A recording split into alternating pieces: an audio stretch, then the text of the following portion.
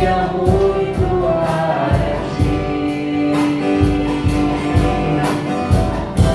É meu somente meu todo trabalho, e o teu trabalho é descansar em mim. É meu somente meu todo trabalho, e o teu trabalho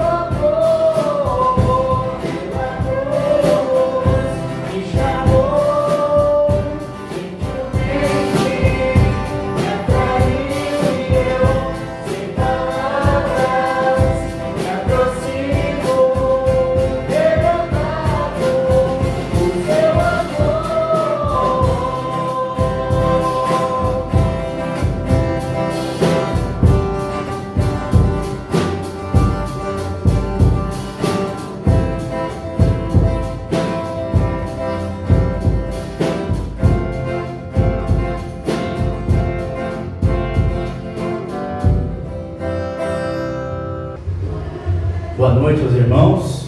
Boa noite. É uma alegria imensa estar na casa de Deus, com os irmãos, falando do Cristo morto e ressuscitado, inteiramente homem, inteiramente Deus, e era necessário que ele tivesse todos esses atributos para que alcançássemos justiça perante os olhos do justo juiz, o Criador de todo o universo, a quem nós afrontamos. Alcança a Bíblia ali, por favor. Ontem, fazer a piada de novo, tivemos não pequena contenda.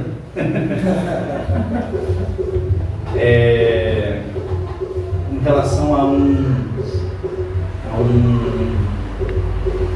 uma questão doutrinária alto nível, com as crianças aqui, que não são mais crianças, mas um alto nível de teologia, de estudo, algo muito legal. Eu acho que para um teólogo de mais de 60 anos de carreira, um pouquinho menos,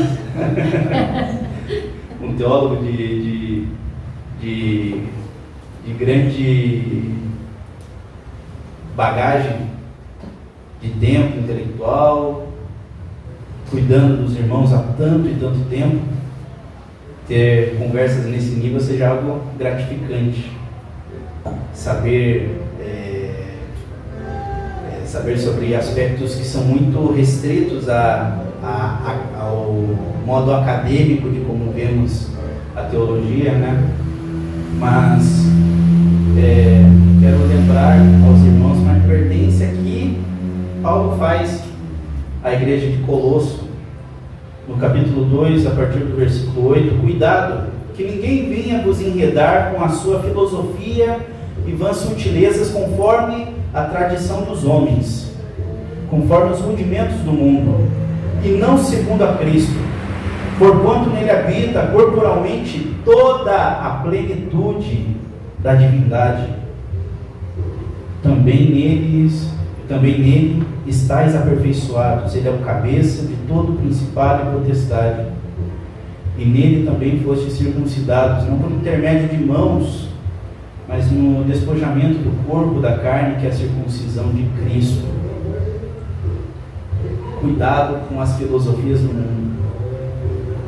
Mesmo aqueles pensadores que nós muitas vezes idealizamos, a filosofia grega, a filosofia existencialista, que é mais moderna, todas aquelas palavras são palavras bonitas, uma linha de raciocínio construída, mas muitas vezes são essas vãs sutilezas argumentativas que podem te afastar de Cristo Jesus. Não que seja interessante ou desejável para Deus que fiquemos todos ignorantes ao que acontece no mundo, mas métodos dialéticos que nós temos de enxergar o mundo pode nos afastar de Deus, mesmo que de forma inconsciente. A forma como o mundo apresenta a sua bondade longe do Criador, a Bíblia tem um nome para isso, que é a maldade, que é a injustiça. Porque não importa se você é um bom cidadão, se você segue as normas da lei civil, se você segue um código de moralidade que é aprazível aos homens, se você não está com a sua mente e o seu fundamento na lei de Deus, se você não tem a renovação da sua mente pela mente de Cristo. Esse é o nosso objetivo: estudar, compreender a palavra. E é muito bonito. Lá em Efésios fala que, deixa eu ver se em Efésios se eu não estou perdido. Sim, Romanos. Acho que é Romanos.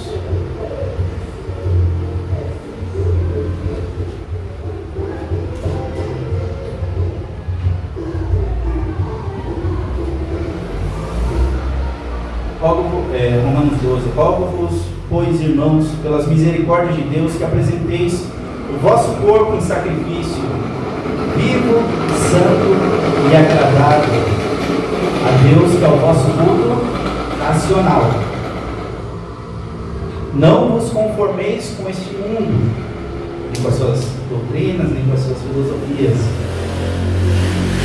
Essa parte eu estou acrescentando, mas faz parte da interpretação.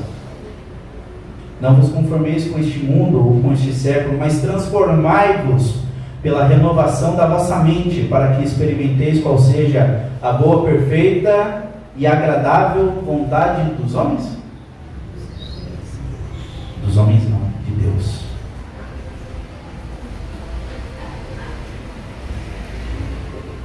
E uma igreja cheia de homens que seguem outros homens é uma igreja vazia. Mas uma igreja cheia de filhos de Deus é uma igreja viva, onde habita o Espírito Santo. Amém por isso. E eu convido todos os irmãos, do jeito que vocês quiserem, em pé, sentado, ajoelhado, se derrame diante da presença de Deus e adore a Ele com todo o seu coração.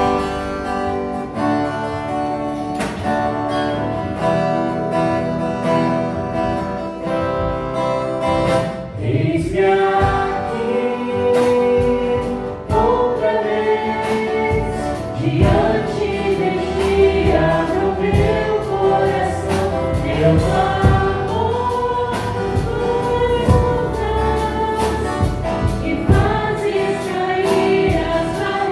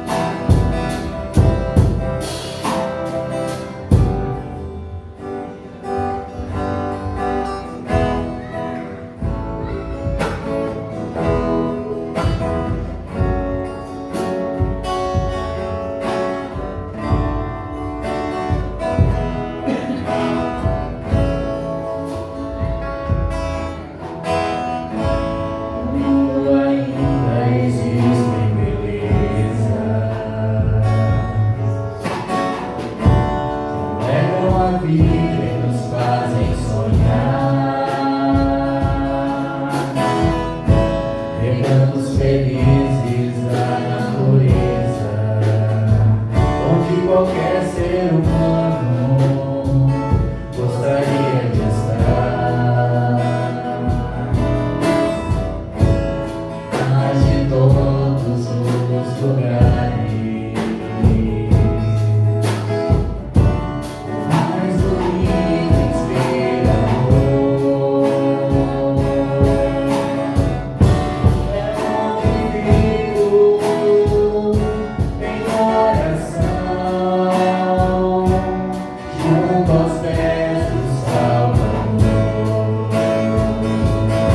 O melhor lugar do mundo é aos pés do Salvador. É ali onde há esperança, traz alívio ao sofredor. É ali onde eu me encontro com a fonte do amor. O melhor lugar do mundo é aos pés do Salvador. Sonhamos com casas que tenham conforto, talvez uma encosta com vista do mar, mas as maravilhas não fazem sentido se Cristo não está em primeiro lugar. Ao sentir a paz de Deus, sem o poder de amor do mundo, eu posso estar onde for e sou feliz por me encontrar no melhor lugar do mundo. O melhor lugar do mundo é aos pés do Salvador. É ali onde há esperança, traz alívio ao sofredor.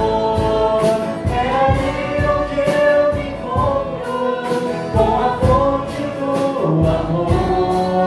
O melhor lugar do mundo é aos pés. O melhor lugar do mundo é aos pés do Salvador. É ali onde há esperança, traz alívio ao sofredor. É ali onde eu me encontro com a fonte do amor. O melhor lugar do mundo é aos pés do Salvador. O melhor lugar do mundo é aos pés do Salvador. É ali onde há esperança, traz alívio ao sofredor. É ali onde eu me encontro com a fonte do amor. O melhor lugar do mundo é aos pés do Salvador.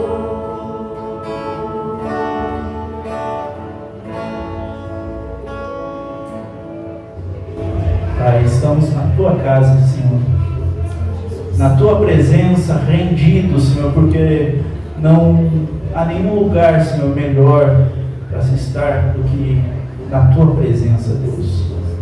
Cuida da nossa vida, Senhor, nos abençoe, derrame o teu Santo Espírito, ó Deus, que tanto precisamos. Ilumine a nossa mente, faça com que as escamas, Senhor, caiam dos nossos olhos e que possamos te ver, ó Deus, compreender a tua presença, a tua santidade, Senhor, e podermos ver em ti, ó Deus,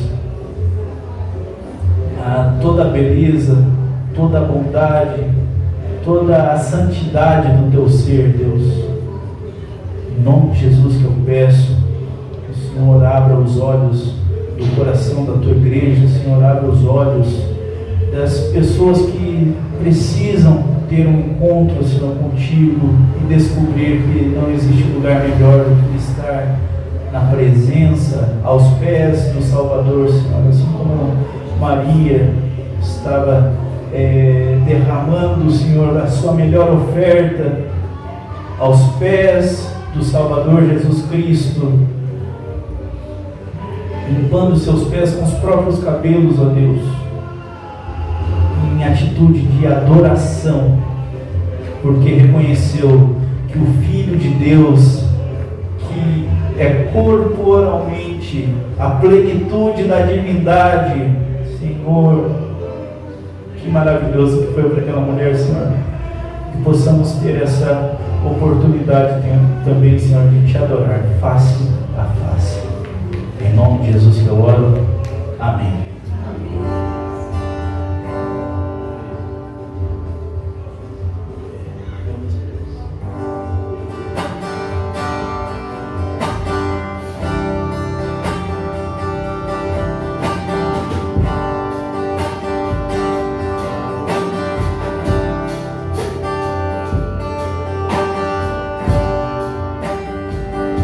Este é o meu respirar.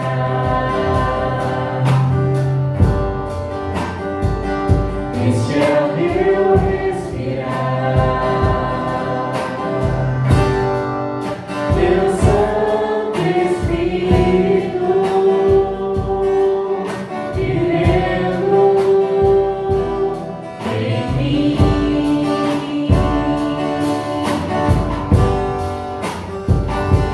Esse é o meu pão.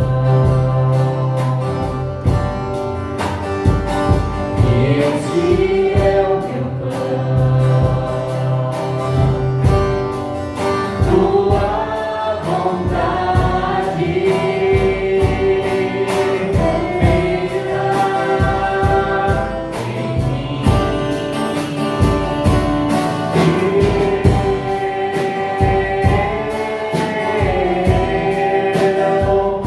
Eu nada sou sem ti.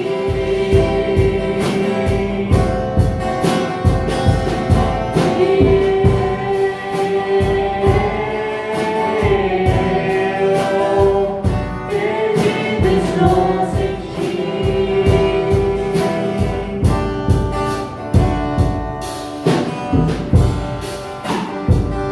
Este é o meu respirar.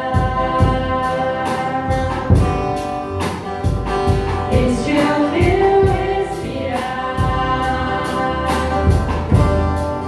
Teu Santo Espírito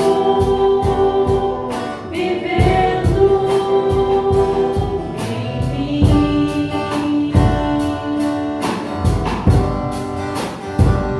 E este é o meu pão.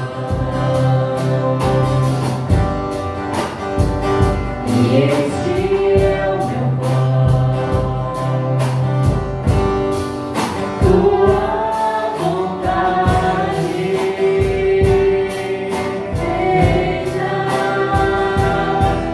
mim.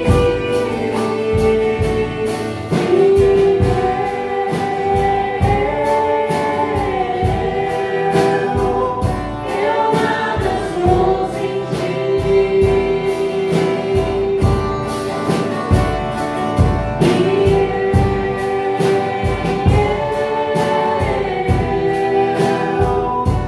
Perdido estou sem ti.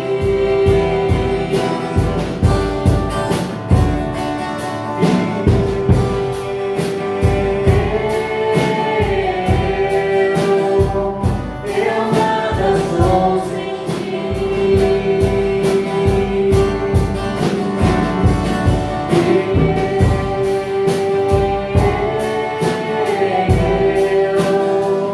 perdido estou sem ti.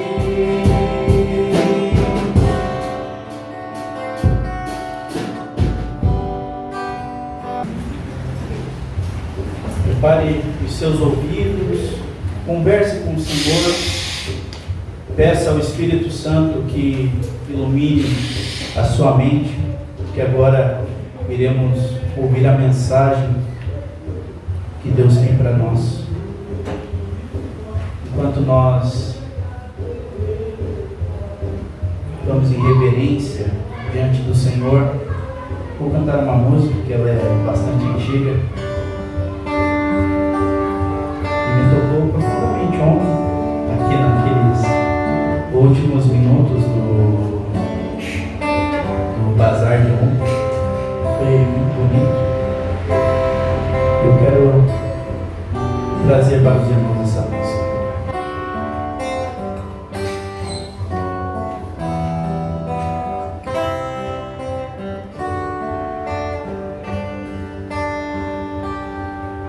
Como água cristalina de um rio que vai pro mar, a minha alma vai a ti, só pra te adorar e cantar tua bondade, meu Senhor, meu bom Jesus, aleluia.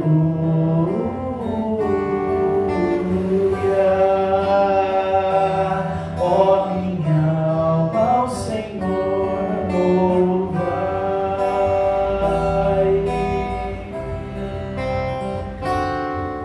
Assim como a relva verde na encosta da montanha, meu amor diante de ti, do mesmo modo se esparrama, se apegando em tua grandeza, minha rocha, meu Jesus, aleluia.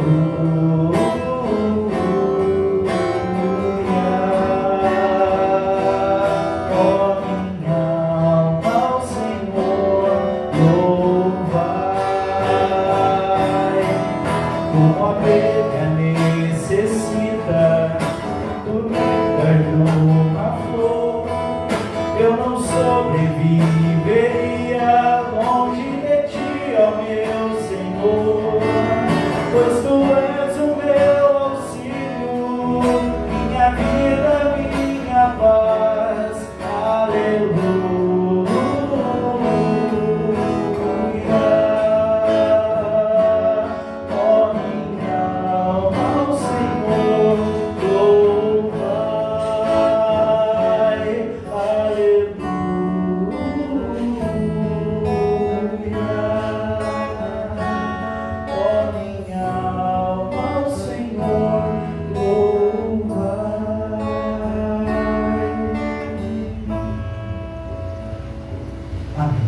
Glórias a Deus. Vou pedir o pastor para que venha ministrar a palavra.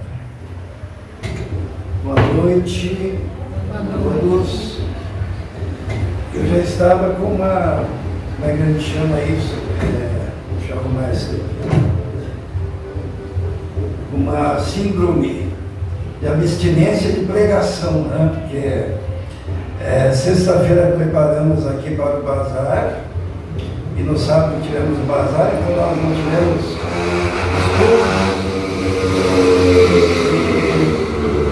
estava acostumado a trazer a palavra, né, na sexta, no sábado e no domingo. Então hoje, para mim, é muito especial, retornando ao normal. E é uma alegria estar com os irmãos, né? Alegria termos as visitantes, né? Eles são família, né? Como que é seu nome? Elci. Elci. Maria. E Maria. Prazer tê-las aqui, Deus abençoe as irmãs. Quando nós abrimos a palavra do Senhor, é porque nós temos a expectativa de que Deus vai falar conosco, tá? Então a gente não vai na igreja para ouvir o pastor, a voz do pastor, tão somente. A gente não vai na igreja por outro motivo que não seja um encontro pessoal com Deus, aonde Ele fale conosco. Você me ajuda ali, Rebeca? É porque isso aqui vai fazer pular esse papel aqui. A intenção é que Deus fale conosco. quando nós estamos diante da palavra de Deus, que é poder de Deus, que é inspiração de Deus, essa palavra, ela pode modificar a nossa vida.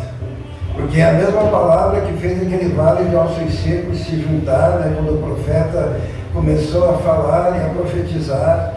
É a mesma palavra que deu origem ao universo quando Deus disse haja. É a palavra de Deus. E quem é apto para abrir a Bíblia e proclamar a palavra de Deus? Então é na dependência do Espírito Santo. Né? Então eu falo assim para o Senhor, eu falo que eu não atrapalhe, o Senhor fale. Né? Apesar de mim, o Senhor fala. Por quê? Porque uma palavra pode transformar uma vida. Uma palavra pode do Senhor pode transformar um destino. Uma palavra pode tirar uma pessoa da condenação e levá-la para a vida eterna.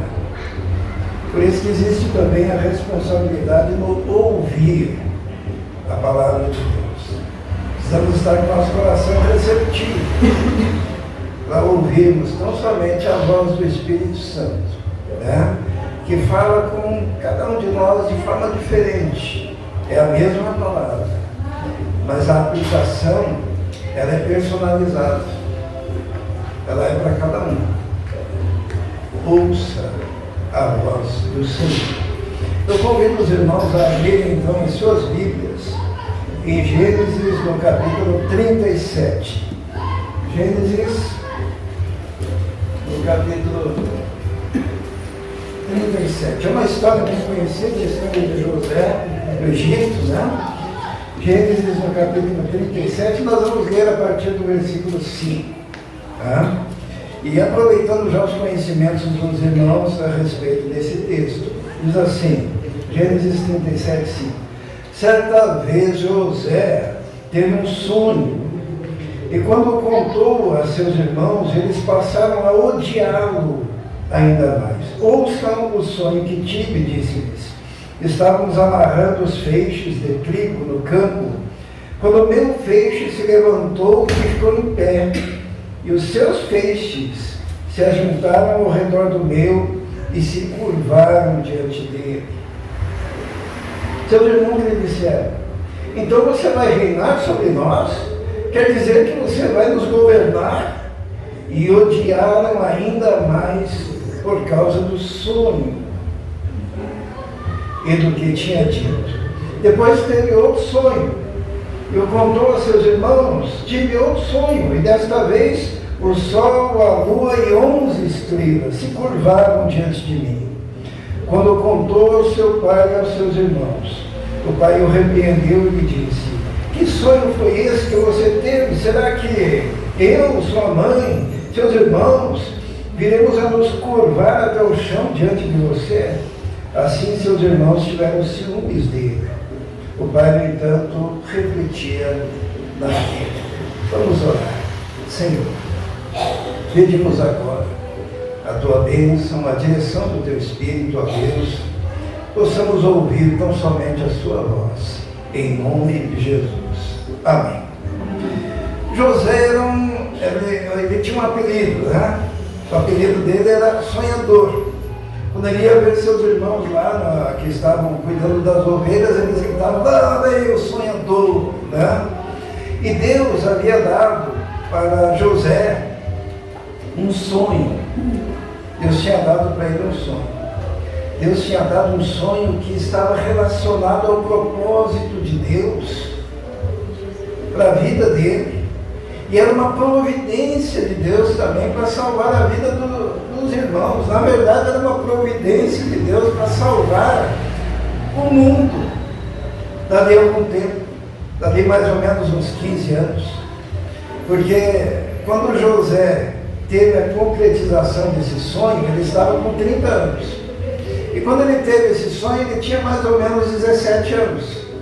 Então não foi tanto tempo assim, não. Porque com 30 anos ele já era governador do Egito. Foi pouco tempo. Mas aqui ele com 17 anos, ele teve um sonho. Ele teve uma visão. Que sonho era esse? Era um sonho estranho, né? Os irmãos se dobrando, né? Vamos traduzir o sonho já. Se dobrando. E os irmãos dizem: você está dizendo que um dia você vai ser o nosso governador? E o que aconteceu quando ele tinha 30 anos? O sonho se concretizou, certo? Então hoje nós vamos falar sobre a concretização dos sonhos. Recentemente nós falamos que na vida o que Deus nos dá passa por processos, né? Lembra da escada de Jacó, que nos ensina que Deus ele não prepara para a gente um elevador, né? Às vezes a gente quer um elevador, né? A gente vai na igreja e pensa assim: opa, é igreja elevador, vai me dar a bênção instantaneamente, né? Elevador é mais fácil. Quando Jacó teve um sonho, ele teve um sonho da escada e Deus lá em cima, né? E essa escada indicava processo. E é assim, bênção é processo, né? Quando a gente diz que uma pessoa é abençoada, significa que a bênção, ela chega no final do processo, né? É no final. Tem toda uma caminhada, são ciclos na vida que a gente passa. E quando Deus dá um sonho, por exemplo, um jovem que ele quer ser o quê? Engenheiro, quer ser alguma coisa, ele não vai ser engenheiro. Engenheiro. Tive um sonho, você é engenheiro, daí no dia seguinte é engenheiro. Não. O que ele tem que fazer? Ele tem que ralar, né? Tem que passar por diversas fases. Infelizmente, a igreja moderna ela tem vendido a ideia de que igreja é elevador. Você aperta o botãozinho, já chegou na bênção, né? E ninguém quer passar por processo. E às vezes o processo ele é muito complicado. Será que foi fácil para José? Né? Então José ele teve que, para chegar à concretização e ser contemplado com a bênção, ele precisou passar por ciclos na vida dele, por períodos. E esses períodos são períodos diferentes, né, na vida. E existe um fato que é interessante, eu estava pensando sobre isso. Existem pessoas aprisionadas em ciclos, sabe? Existem pessoas que são congeladas e elas não conseguem, que nem dizem nos jovens, nos joguinhos, elas não conseguem passar de fase. Elas não conseguem. Elas ficam aprisionadas em determinados momentos desse ciclo e não conseguem atingir o propósito final, que é a bênção de Deus para aquela pessoa. Ficam presas. Então nós precisamos aprender que ciclos são esses e precisamos ultrapassar, evoluir, identificar esses ciclos para que nós recebamos então a bênção. Sabe maldição? O que é maldição? É falar, né, mal, não é isso? A maldição. E ela se concretiza não naquele momento que ela foi proferida, mas ela atinge, né, a bênção. A bênção também nos é dada e ela nos atinge na construção da nossa vida. Quando o Deuteronômio lá fala sobre a bênção de Deus que viria como chuva. E como que seria isso? A chuva vindo, sabe aquela chuva, quando a gente vê que a chuva está chegando, a gente sai correndo, e ela vem atrás da gente até que nos atinge. Assim a bênção de Deus, ela nos atinge. Mas nós não podemos ficar parados. Nós não podemos ficar parados no meio do processo. O que poderia ter acontecido com José. Mas José tinha uma característica. José, ele não encucava com nada. Tem algum texto na Bíblia de José reclamando? Tem algum? Não tem nenhum texto de José reclamando. Então ele vai passando pelos ciclos, olhando para o objetivo final. Deus tinha lhe dado um sonho, e se Deus tinha lhe dado um sonho, o sonho iria se realizar, independentemente das circunstâncias, daquele momento que ele estivesse vivendo, né? E nós encontramos então, nós vamos falar sobre isso, pessoas que ficam aprisionadas em determinados pontos. Quando Deus lhe dá um sonho, quando Deus lhe dá uma visão, quando Deus lhe dá um ideal. E o primeiro lugar que José poderia ter ficado aprisionado é o aprisionamento da crítica inicial, né? Porque olha bem, quando José conta o sonho, a primeira coisa que acontece é no versículo 5, vamos ver lá. Certa vez José teve um sonho e quando contou aos seus irmãos, eles passaram a odiá-lo. Ainda mais. E daí diz assim, ouçam o sonho que tive. E daí eles disseram no versículo 8, você então vai reinar sobre nós, e passaram a odiá-lo ainda mais, por causa do sonho. E quando o pai dele sabe do sonho, o pai dele o repreende e diz, que sonho foi esse que você teve? Está no versículo 10. Será que eu, a sua mãe e seus irmãos iremos nos curvar? E ficaram com ciúmes. O que acontece muitas vezes e nos aprisiona é quando, ainda jovens, Deus nos dá um sonho, Deus nos dá um projeto de vida, né? Eu quero ser médico, eu quero ser músico, eu quero ser engenheiro, eu quero ser compositor, eu quero isso, né? E de repente nós encontramos pessoas que nos criticam, que tentam interromper o nosso sonho. Porque quanto maior o nosso ideal, maior a crítica que vem. Eu quero dizer uma coisa, quando o sonho é de Deus, todas as forças do inferno se levantam para impedir que se concretize aquilo que Deus quer. Então, eu vou dizer uma coisa aqui, e nós precisamos entender isso, natural, tá? Que quando Deus lhe dá um grande sonho, venha também uma grande enxurrada de crítica, de oposição. Eu me lembro quando eu falei que queria ser pastor. Quando eu falei que queria ser pastor, eu tinha lá meus 18 anos, mais ou menos 19, não sei, não lembro mais. Fizeram até reunião da igreja, como que eles iam impedir? Tá? Hoje já faz tantos anos, né? Lembra, dona Marga? Fizeram uma reunião. Uma irmã da igreja me ligou, Ismael, eu era jovem da igreja, tem uma reunião lá de que eles não vão te dar carta de recomendação, não vão te ajudar financeiramente no seminário, que já está decidido na reunião, e vão dizer para você esperar mais um ano, e no próximo ano eu vou pedir para você esperar mais um ano, e quem sabe assim você desista. Quando você tem um sonho, e sabe o que é mais dolorido? É quando a crítica em relação ao nosso sonho é uma crítica de pessoas muito próximas da gente, né? Aqui no caso eram os irmãos. O pai quer abortar um sonho, é um pai chegar para uma filha, para um filho, e despejar um balde de água fria, quando ela diz, olha, eu tenho um ideal. E normalmente o adolescente, ele é mais inseguro, ele diz assim, não, estou querendo, ele fica até com medo de dizer, porque parece tão distante, né? E olha a figura do pai, a figura da mãe, a figura dos irmãos, a figura dos irmãos da igreja é extremamente importante. Para quê? Para fortalecer, para dizer, vai lá, segue em frente. Você vai conseguir, vai ser bom para você, vai ser uma bênção. Mas se a primeira coisa que aquela criança, que aquele adolescente ouve é uma risada, é uma crítica, é um ó, você não vai conseguir, o que você está pensando que é? Eu fico imaginando aqui nesse bairro quantas crianças que ousam sonhar no primeiro momento, mas já recebem um balde de água fria dos seus pais dizendo, nós não temos dinheiro, nós não temos recursos, você está pirando.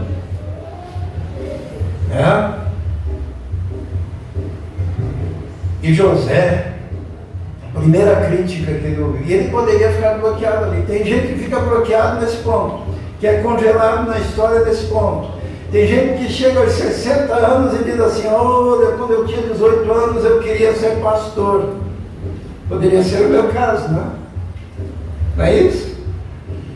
se eles tivessem conseguido tirar o meu sonho, se eles tivessem conseguido roubar o meu sonho, o meu projeto de vida, o meu chamado, hoje eu poderia estar congelado naquele tempo. E para cada pessoa que eu encontrasse, eu diria, sabe, quando eu era jovem eu tinha um sonho. Eu queria ter sido tal coisa. Mas José, ele não ficou preso. Porque às vezes a pessoa fica presa, fica aprisionada no ressentimento. Né? Aquilo fica machucando o coração. E a pessoa fica encucando naquilo.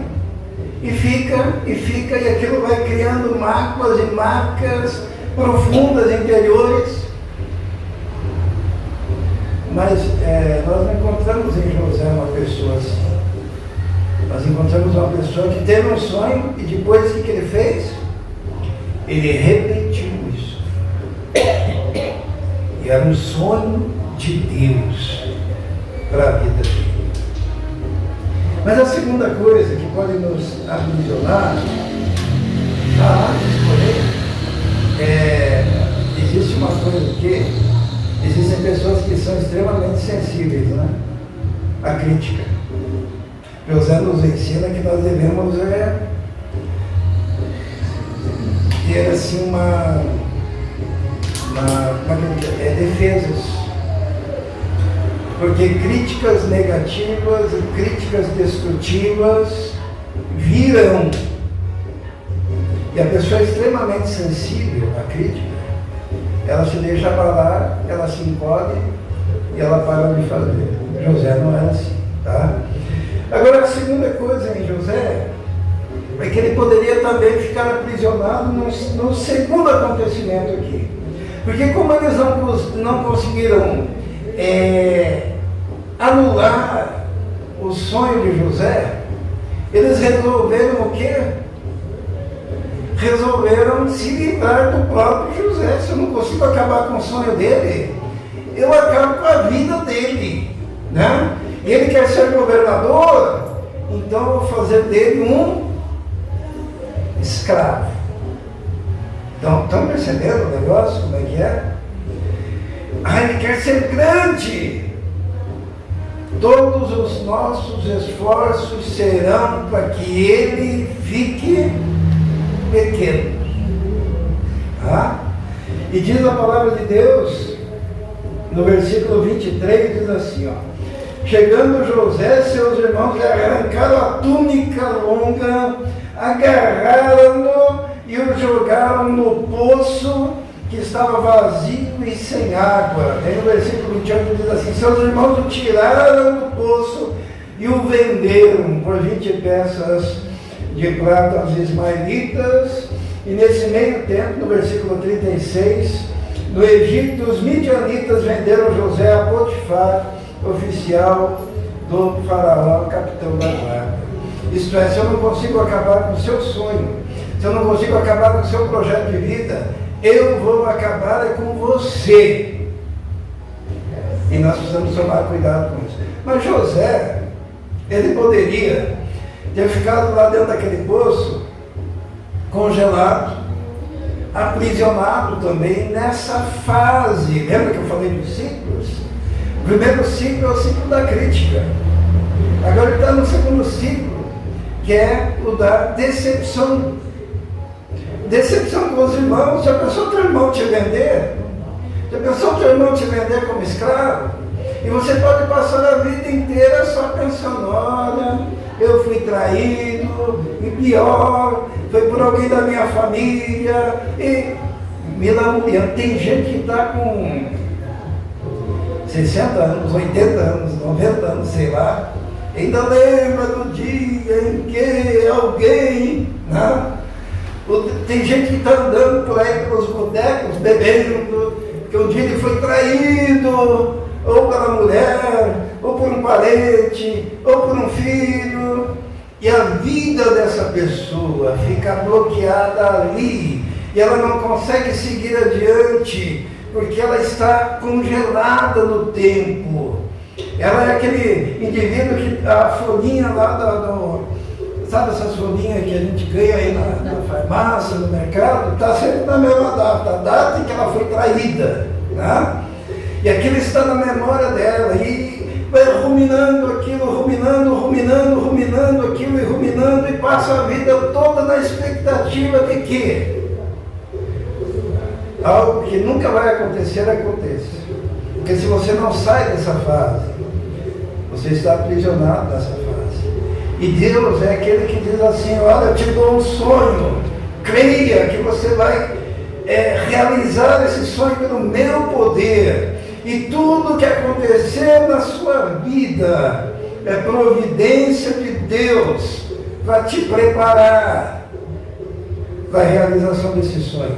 Porque olha bem, quando ele foi vendido não para qualquer um.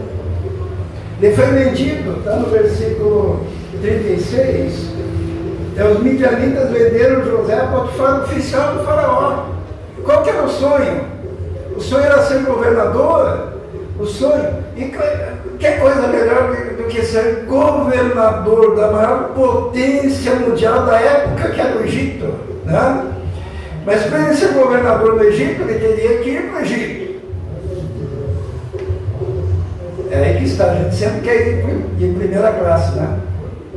Não é isso? A gente quer pegar o avião, né? Como é que é? Ó, quem gosta de avião é Emílio, né? Pegar lá e na classe, como é que é a classe melhor? Executiva. A VIP, né? E chegar lá. Não, Deus disse: olha, eu preciso levar esse indivíduo lá para o Egito. Como é que ele vai? Ele vai já sendo preparado para ser humilde, preparado a vencer as adversidades. Ele vai sendo preparado para enfrentar as crises. Como que um cara pode ser um dia governador do Egito se não sabe lidar com frustração, com dificuldade, com traição? Como é que você quer ser alguma coisa na vida se você tem aquele sonho de que a sua vida seja um mar de rosas, um jardim em flor? A minha vida é cheia de paz, eu nunca tive frustração, nunca recebi um não na minha vida, minha mãe e meu pai me tratavam como um bebê, e hoje eu estou com 40 anos, ainda sou tratado como um bebê, glória a Deus. Não! Se você tem 40 anos e é tratado como um bebê, você é um retardado. Me desculpe, tá? E 40 anos já tem que ter passado por algumas experiências, algumas frustrações, tem que ter ouvido não, tem que ter renunciado a coisas na sua vida que te eram caras, porque senão você é um imaturo. E José, ele não ficou aprisionado nessa frustração de ter sido traído pelas pessoas mais próximas, mais íntimas, mais caras da vida dele, seus irmãos. Sabe, nós temos aqui como igreja um grande desafio, né? Os botecos vivem cheios, e as músicas que mais fazem sucesso são as músicas de... Será que eu posso falar essa palavra? Ninguém vai se escandalizar? Pelo sorriso já sabe a palavra, né? A gente até ouve, né? Aquelas músicas que falam de traição, que falam de perdas amorosas, aquelas coisas, não é isso? Tem gente que está preso nisso. E daí corre para o boteco, toma sua cachaça, fica ouvindo e com dor de cotovelo, chorando, 1 ano, 2 anos, 10 anos, 20 anos, 30 anos, 40 anos, passou a vida preso, congelado. Agora José, de quem nós não ouvimos reclamação na boca dele, ele seguiu em frente. Ele seguiu em frente. Deus estava conduzindo a vida dele. Então, nós chegamos a mais um lugar onde nós não podemos ficar aprisionados. Tem gente aprisionada nesse ponto do ciclo. Vamos abrir em Gênesis, no capítulo 39, a partir do versículo 6. Lembra, José foi vendido para a casa de Potifar, agora olha o versículo 6. Do capítulo 39. E assim deixou ele aos cuidados de José tudo o que tinha, e não se preocupava com coisa alguma, exceto com a sua própria comida. José era atraente e de boa aparência. E depois de certo tempo, a mulher do seu senhor começou a cobiçá-lo e o convidou: venha, deite-se comigo. Mas ele se recusou e disse: meu senhor não se preocupa com coisa alguma de sua casa, e tudo que tem deixou aos meus cuidados. Ninguém desta casa está acima de mim. Ele nada me negou a não ser a senhora, porque é a mulher dele. Como poderia ele então cometer algo tão perverso e pecar contra Deus? Então, o que aconteceu aqui? José chegou na casa de Potifar, a mulher dele deu em cima dele. E não só uma vez, no versículo 10 diz assim, embora ela insistisse com José dia após dia. Olha só, ela ficava no pé do José, porque ele era um bonitão, né? Diz que ele era atraente, de boa aparência, e a mulher estava louca por ele, só que ela era a mulher do Potifar, né? E dia após dia, até que num dado momento, ela, versículo 12, ela o agarrou pelo manto e voltou a convidá-lo: venha, vamos, deite-se comigo. Mas ele fugiu de casa, deixando o manto na mão dela. E daí o que aconteceu? Ela falou para o marido: ele tentou me agarrar, ele tentou me estuprar, ele... Né? E José foi parar onde? Na cadeia. Né? José foi parar na cadeia. Por que ele foi parar na cadeia? Porque ele foi honesto, porque ele foi justo, porque ele foi correto, porque ele foi consciencioso, por causa de Deus. Ele diz assim para aquela mulher: como poderia eu pecar contra Deus fazendo isso contigo? Então ela armou todo aquele esquema, ele foi preso. E tem gente que fica preso justamente nesse ponto. Por quê? Fica aprisionado na decepção espiritual. É o indivíduo que fez o certo, mas na sua vida aparentemente deu errado, né? José fez o certo, foi preso. Porque tem gente que tem expectativa de que com Deus a gente negocia, né? Eu vou fazer o certo e Deus vai me abençoar, né? Eu vou fazer o certo e daí vai dar tudo certo na minha vida. É aquela percepção de uma troca, né?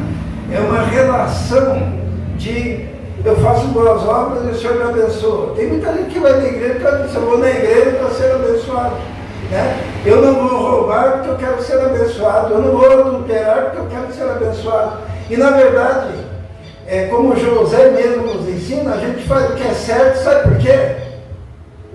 Porque é certo. Ele não faz troca, tá? A gente faz o que é certo, porque é certo. A gente faz. E daí, tem muita igreja que faz a troca, né? Coloca lá: olha, faça 7 semanas e você será abençoado, né? Faça tal coisa e você será curado. Faça tal outra coisa. E daí é aquela troca com Deus. E Deus quer abençoar, mas não nessa base. E Deus estava abençoando José, mesmo em meio a essa provação, porque Deus o estava preparando para algo maior. E o grande problema é que às vezes a gente fica aprisionado numa decepção espiritual. A gente tem os desigrejados, que são aqueles que um dia se decepcionaram com a igreja, porque a igreja prometeu tal coisa e não aconteceu. Agora, quando você faz o que é certo, você tem que fazer o que é certo, porque você tem caráter, porque você ama a Deus, porque você tem temor, porque você respeita a Deus, porque você quer adorar a Deus. Você faz o certo, porque a Bíblia nos ensina a fazer o certo, e não como instrumento de barganha e de troca com Deus. Deus abençoa. Em nenhum momento Deus deixou de abençoar nesse processo José. E José não ficou preso, ele poderia ficar lá: poxa, Eu devia ter dormido com ela, né? Eu não dormi com ela e agora onde que eu estou aqui nessa cadeia, estou aqui preso, né? Eu poderia ser o amante dela, estaria lá no palácio. Poderia pensar. Mas ele não fez o que era correto como barganha, nem ficou aprisionado numa decepção espiritual. Porque a maioria das pessoas que estão decepcionadas com Deus estão decepcionadas pelas falsas expectativas que alimentam o seu coração, esquecendo que Deus, quando nos abençoa, quando Deus Ele nos cura pela sua graça, Ele nos cura pelo seu amor, Ele nos liberta pela sua vontade que tem de nos proteger e cuidar de nós, como cuidou de José. E José ele foi preso. Só que tem uma coisa, Deus estava preparando ele para ser o quê? Governador, né? Ele vai preso. O que acontece na cadeia? Ele vira o governador da cadeia. O carcereiro gosta tanto dele, que trata ele com bondade e coloca ele para administrar a cadeia. Porque assim, a gente quer começar por cima, né? Governador do Egito. A gente não quer ser governador da cadeia, né? Não é? Eu quero ser, né? Só que se você não for governador da cadeia, você não vai ser governador do Egito. Você não sabe governar nenhuma cadeia. Às vezes eu fico vendo a história da Fernanda, né? Por que ela passou por um lugar ali difícil, né? Mas se ela passou por ali, ela consegue ficar lá no outro melhor. Agora imagine ela na primeira adversidade, chuta o balde e vai para casa chorar, né? Aos pés da mamãe. Deus olha assim, não está preparado para coisas maiores, tá? E a pessoa, tem muita gente, e como igreja nós precisamos trabalhar, os desigrejados por aí, decepcionados com a igreja, decepcionados com aquelas faixas, prometendo coisas que Deus nunca prometeu, não daquela forma. E a gente tem que chegar, olha, você tem que amar a Deus por amar a Deus, porque Deus é Deus, só por isso.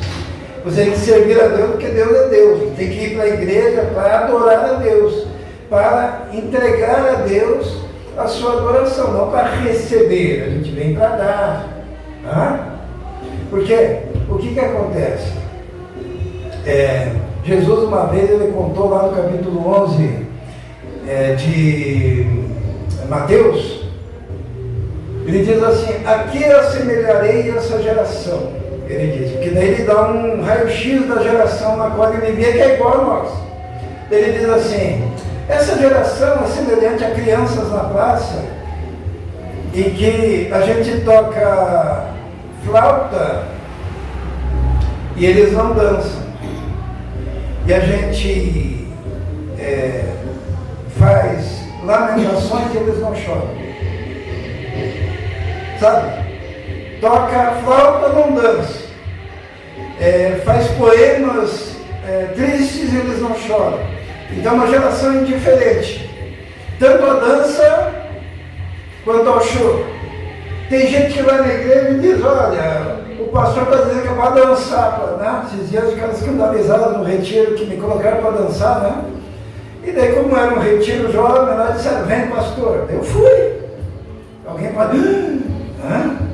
Mas assim, se é para adorar a Deus, e Deus manda tocar flauta e dançar, você não tem que reclamar, porque é para Deus que você vai fazer, não é para você, né? Eu não gosto disso. Você não está na igreja para gostar, deixar de gostar. Você está na igreja para quê?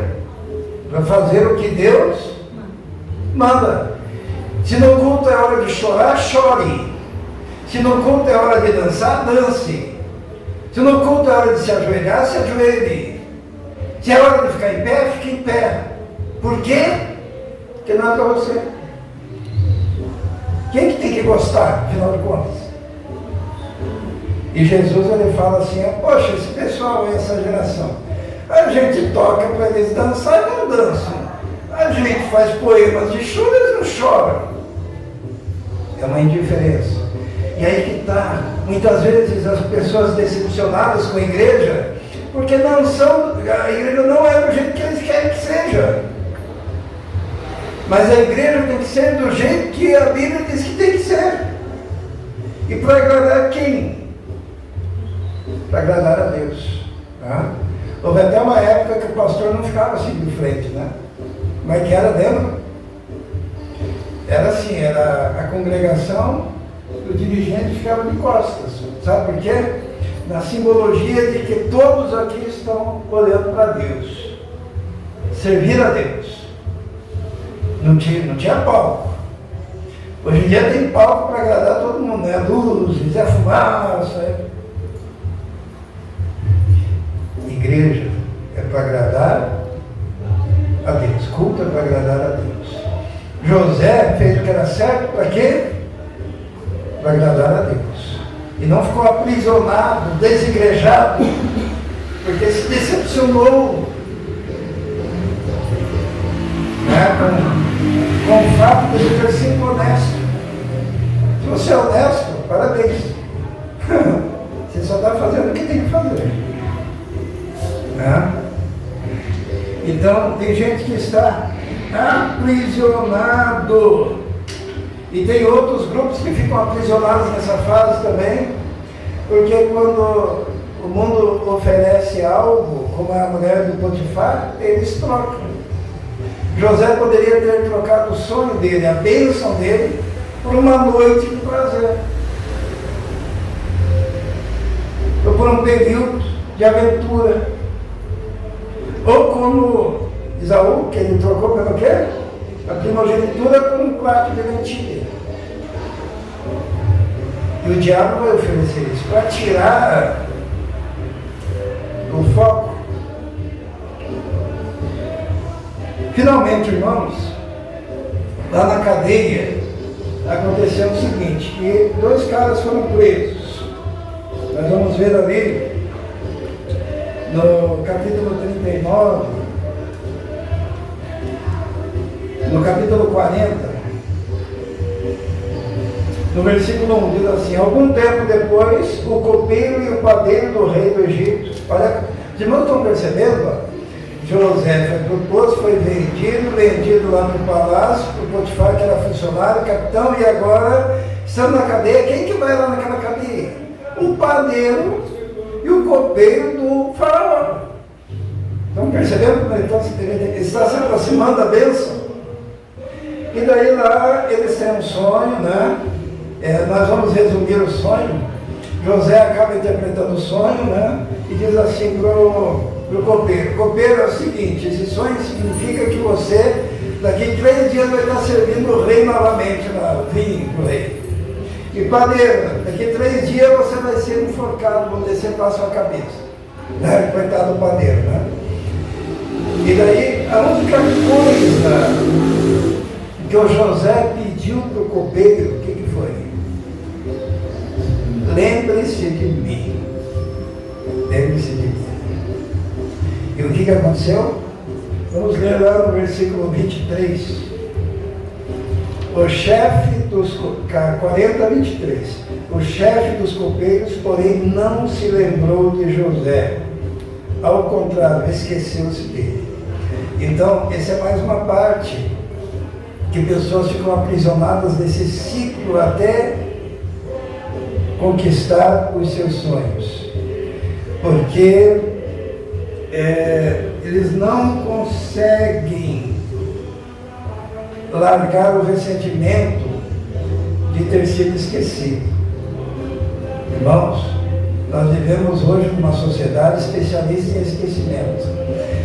Uma vez eu fundei uma igreja, e daí eu comprei uma Yashica. Já ouviram falar de Yashica? Yashica era uma máquina fotográfica antiga. Naquela época não tinha celular. E tinha Yashica. Então tudo que acontecia na igreja a gente tirava foto, né? Então a gente era um grupinho pequenininho lá na Petroclube, tirava foto, daí começou a aumentar, tirava foto, comprou um terreno, tirava foto. com aquela Yashica, né, que é uma máquina fotográfica de rolo. Lembra, né, Miriam? Que a Miriam é fotógrafa, né? Aí o que aconteceu? Então, um belo dia, depois de muito tempo, uma bela irmã lá da igreja, um belo dia, ela liga para mim e diz: pastor, estão pegando todas as fotos em que o senhor aparece e querendo jogar fora. Mas daí eu corri e roubei o álbum para não perder Daí eu pensei, estão querendo me apagar, né? E a irmã Dilcia falecida, ela disse assim: não, mas eu escondi muito bem o álbum. Sabe por quê? Eles queriam tirar a minha imagem da fundação da igreja, é uma igreja que eu fundei, lá pelos seus motivos. Mas hoje nós vivemos na sociedade do apagamento, não é isso?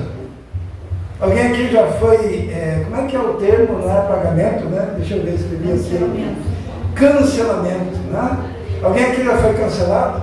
O que é cancelado? Eles param de falar de você, eles param de te convidar, eles param de... Se você chega num grupo, eles não falam contigo, eles te afastam e eles fazem questão de fazer com que você se sinta cancelado. E sabia que isso daí pode bloquear o ciclo da sua vida?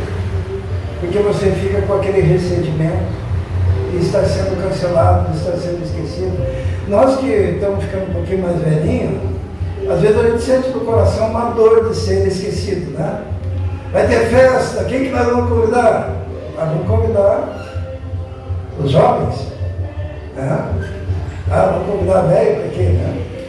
E daí os velhos ficam lá tomando um cafezinho, assistindo um filmezinho, né? Não que os jovens não possam ter esse momento, mas quando isso é suscetível, de repente, esse cancelamento, esse esquecimento se torna estabelecido. Quando eu levei as crianças lá no asilo, quantos cancelados tinha lá? Tá? Durante o ano. Quantos que eram os idosos? Eram uns 80, mais ou menos? Oi? Quase 100 idosos, né? No final do ano, o idoso ele pode, quer dizer, na verdade ele pode todo final de semana se a família quiser, né? Mas no final do ano, Natal, o idoso pode ser levado para passar a ceia do Natal com a família, certo? Quantos dias? Você lembra que foram? 2, 3. Foi um em 100. Um idoso foi convidado para passar a ceia de Natal. 99 esquecidos. Só que se isso, no decorrer da nossa vida, marca o nosso coração, de ter sido esquecido num aniversário, ou na igreja, né? E isso pode fazer com que a mágoa renasça no nosso coração. Mas com José não aconteceu isso. José não ficou ali preso nesse esquecimento, porque ele continuou sendo o líder e governador da cadeia. E daí o que aconteceu? 2 anos depois, 2 anos, chegou o tempo em que Deus olhou para o José e disse: agora sim, agora você está preparado para ser governador. Agora você está preparado para viver o seu sonho. Agora você está preparado para ser usado por mim. Agora você está preparado para salvar o povo de Israel, que naquele tempo era o clã de Jacó. Agora você está preparado para salvar as nações aqui em volta, porque há uma fome no mundo conhecido de então. E daí Deus, e aí que está o problema, né? Às vezes a gente não entrega os problemas nas mãos de Deus. Porque você pode depender do copeiro, você pode depender lá do padeiro, né? Você pode depender da mulher do Potifar, você pode querer depender do Potifar, você pode querer depender de você mesmo e dizer: olha, lembre de mim, fale com o faraó a meu respeito, para que ele me tire daqui. Você pode fazer isso na sua própria força. Mas na hora certa, quem que agiu? Deus. No capítulo 41 diz assim: ao final de 2 anos, o faraó teve um sonho. Ele estava em pé junto ao rio Nilo. E daí tem aquele sonho das vacas gordas e magras que os irmãos conhecem. Daí o copeiro disse: olha, eu cometi um erro. Está lá no versículo 9, né? Então o chefe dos copeiros disse ao faraó: hoje me lembro de minhas falhas. Ele não falou nada, José. Daí ele fala de José. José é levado para interpretar o sonho do rei. José aconselha o rei, né, o faraó, e diz assim: olha, para que se resolva a grande crise que vai haver no mundo todo, conhecido da época, você precisa escolher um homem que seja bom em administração. O faraó olhou: mas o cara bom em administração que eu conheço é você. E disse: então você, a partir de hoje, será o governador. Tudo estará debaixo das tuas mãos, menos as questões de Estado. E todos devem te obedecer. Meus irmãos conhecem a história, quando ele foi colocado no comando de toda a terra, né? Mas eu gostaria de ler, para nós encerrarmos, no capítulo 43, versículo 26. 43, 26 do Gênesis, diz assim: quando José chegou, eles, os seus irmãos, o presentearam e curvaram-se diante dele até o chão. Lembram-se do sonho? Concretizou-se? O que acontece é que se Deus falou, vai acontecer. Só que o processo às vezes é longo para chegar à bênção. Às vezes é dolorido. E existe um problema que é isso que eu quero que o irmão e a irmã grave hoje. Você pode ficar congelado no meio do caminho, no meio do processo, por causa de ressentimento, porque não consegue virar a página, porque a data que você foi traído fica na folhinha, você nunca consegue arrancar aquela folhinha, rasgar, jogar fora e deixar o tempo passar, você fica aprisionado no tempo, seu coração fica maculado por aqueles momentos em que você foi esquecido, aqueles momentos em que você se decepcionou com o espiritual, aqueles momentos em que você se decepcionou com pessoas próximas. E o que nós aprendemos aqui, vire a página. Vire a página. Deus tem uma bênção. Deus tem um milagre. Deus tem uma operação para a sua vida. Uma operação transformadora. Uma ação. E o que você tem que fazer? Veja se você está congelado em alguma circunstância, nesse processo, vira a página. Siga adiante. Prossiga para o alvo. Que alguém te fez mal, né? Imagine se José, durante todo aquele período, tivesse passado xingando os irmãos que haviam vendido ele. Quando os irmãos chegassem lá e ele tivesse a oportunidade, sendo governador, ele já mandava matar. Se bem que ele nem teria chegado lá, sabia? Enquanto ele não tivesse resolvido aquela questão, ele ficava bloqueado ali. Mas ele sabia virar a página e seguir em frente, sem ficar preso a nenhuma circunstância impeditiva da sua vida. Sabe, existem situações na vida da gente que nós precisamos virar a página e colocar nas mãos de Deus para que Deus resolva. Eu não esqueço o caso de Moisés. Né? Moisés, quando nasceu, havia um decreto de que as criancinhas deviam ser jogadas no rio Nilo, para serem comidas pelos crocodilos. Quando ele nasceu, a mãe dele conseguiu segurar as pontas por quanto tempo? 3 meses. Bom, as irmãs que já tiveram filho, é fácil fazer parar de chorar a criança de 0 a 3 meses. Né? E às vezes os vizinhos fofoqueiros, quando ela tem uma criança chorando lá. Daí os guardas lá, se encontrassem um menino, morria todo mundo. Família toda, não era só a criança. Entende? E aquela mulher já estava numa situação insustentável. E ela chegou num ponto que ela teve que fazer o quê? Entregar nas mãos de Deus. Ela pegou, fez o que podia, um cestinho, né? E colocou lá junco, algumas coisas, para que ele não afundasse no rio. E colocou no rio. Na dependência, na esperança de que aquele que podia agir, agiria. E sabe, na vida da gente, a gente passa por ciclos da vida. E chega um momento na vida em que a gente tem que dizer, olha Senhor, agora é contigo. Daí Deus dá um sonho para o faraó. Daí Deus levanta a filha do faraó, no caso de Moisés, né? Que naquele mesmo horário, naquele mesmo lugar, ela resolveu passear e por acaso, será? Tinha um bebê ali.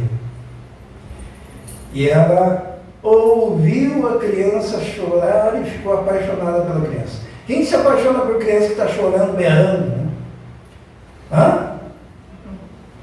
Normalmente a gente quer distância. Mas Deus estava no negócio. Deus tocou o coração daquela mulher, ela olhou, se apaixonou por aquele menino bonito. Tudo porque a mãe de Moisés resolveu confiar e entregou. Então, no final das contas, é a intervenção de Deus que vai fazer toda a diferença. Você tem que passar pelos ciclos e naquele momento certo, continuar entregando ao Senhor e dizendo, faça o Senhor. Porque se eu colocar a mão, eu estrago. Faça o Senhor e Ele agirá. Vamos orar. Senhor, obrigado pela Tua palavra. Nós não sabemos, ó Deus, o motivo dessa palavra, mas nós sabemos que o Senhor é quem planeja tudo. Pedimos a Deus que essa palavra seja aplicada em cada um individualmente, conforme a necessidade de cada um. E que o Teu Espírito, ó Deus, esteja operando, martelando essa palavra e nos dando indicativo de como agirmos diante dela. Em nome de Jesus. Amém. Amém. Precisamos aprender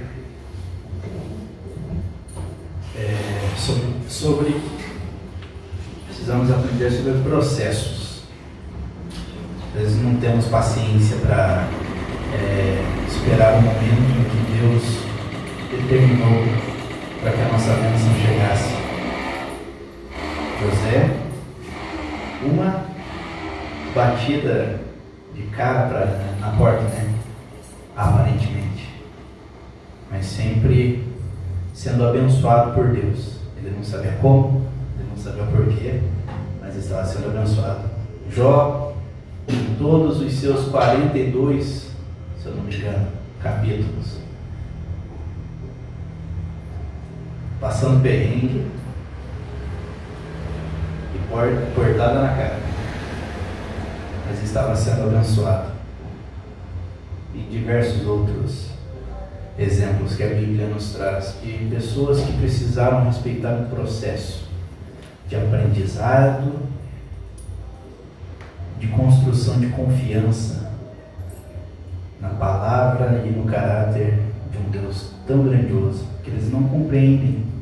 Nós não compreendemos completamente a grandeza de Deus, mas nós temos fé no caráter, no poder de Deus, e sabemos que tudo que Ele diz será cumprido, porque este é o Deus de promessas que nós temos. Vamos cantar "Se Atentamente Ouvir a Deus". Enquanto cantamos essa música, quem veio preparado para a entrega de dízimos e ofertas poderá fazer no gasofilácio aqui à esquerda dos irmãos. Nós temos QR Codes também. Qualquer dúvida é só perguntar, ter comunhão com os irmãos e todos nós podemos ajudar. Amém?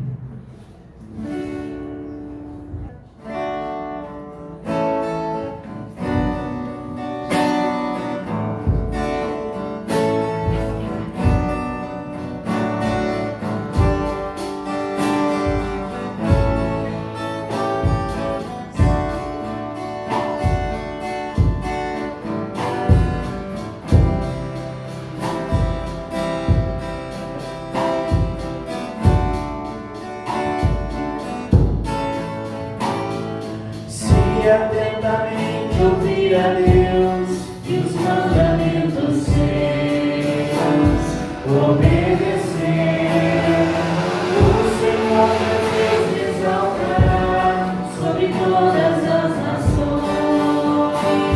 Onde eu passar, eu não correrei atrás de bênçãos, sei que elas vão me alcançar. Onde eu colocar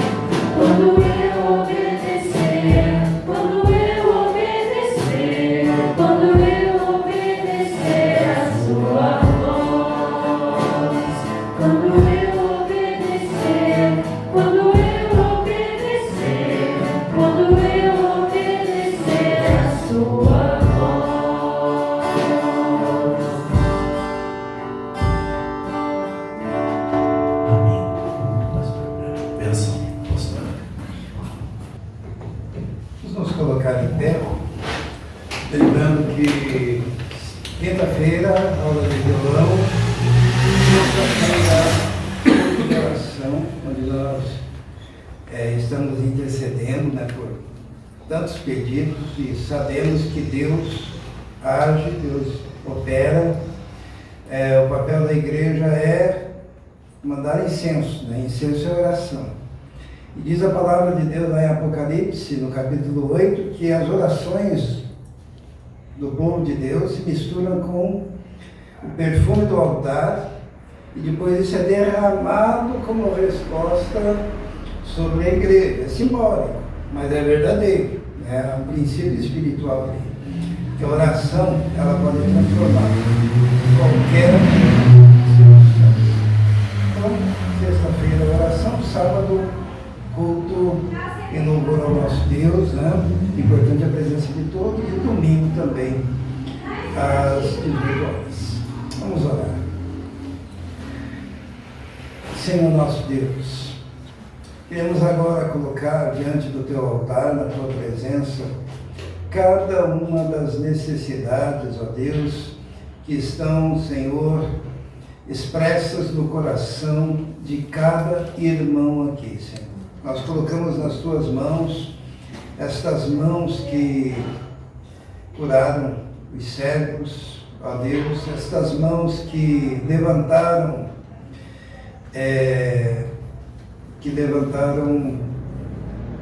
corpos que estavam falecidos, ó Deus, pela ressurreição, estas mãos que abençoaram, nós colocamos nas Tuas mãos. Nós reconhecemos que o Senhor pode resolver qualquer situação, assim como o Senhor pode e tem feito, Senhor, no que diz respeito aos empregos, ó Deus, que são pedidos, o Senhor tem aberto portas, as curas que o Senhor tem realizado. Então nós nos colocamos nas Tuas mãos neste momento e pedimos a ação miraculosa do Senhor, que o Teu poder se manifeste, conforme o Teu propósito e a Tua vontade. Pedimos a bênção para cada família da Tua igreja, pedimos que o Senhor esteja trabalhando em cada lar, ó Deus, concedendo a Tua paz e a Tua proteção. E conforme diz a Tua palavra, nós pedimos que os Teus anjos, ó Deus, que são espíritos ministradores enviados pelo Senhor para servir em favor dos que hão de herdar a salvação, que o Teu exército de anjos, ó Deus, esteja protegendo cada um, ó Deus, em cada momento, porque o anjo do Senhor acampa-se ao redor.